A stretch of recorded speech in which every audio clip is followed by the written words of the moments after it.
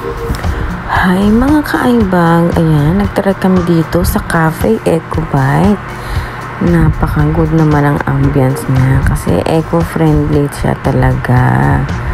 Ayan, maliit lang yung space nila.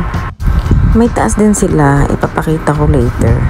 Located nga pala ito sa malapit sa Brookside Subdivision, along Arnaldo Highway sa Barangay Santiago.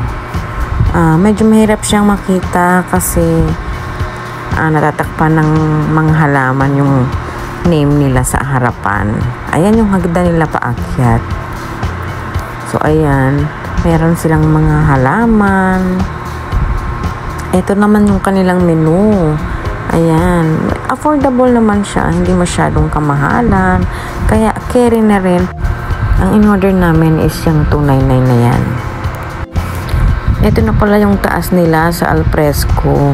Medyo mataas lang ang hagdan, kaya ingat-ingat lang sa pagbaba. Tara sa baba ulit. Ito yung unang sinerve sa amin, yung garlic pasta. Ayan, para mapusog daw agad kami at hindi kami makarami ng wings. May shrimp pa. Okay, subukan na natin. Ayan, yummy naman yung kanilang garlic bread.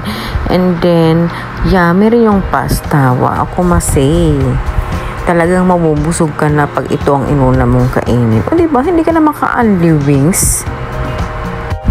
So, while waiting sa chicken wings, ayan, nag-set up na kami ng aming camera. And then, ayan, sinerve na. Per plate talaga ang serving nila. So, kung ilang kayong kakain, yun din yung plate na isa-serve nila. May kasama na siyang complete dish.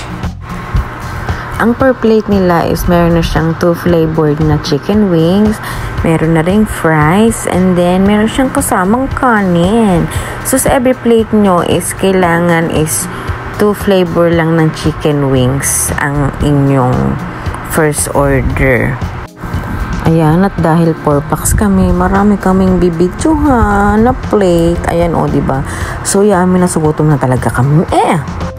After niya, nag-live na kami, kaya hindi ko na napicturean ng pagkain namin. And then, nag-order din kami ng milk tea. 4 yan, naiwan lang ang isa. O, diba? May photo bomber pa. Ayan, yung akin, naiwan ang isa.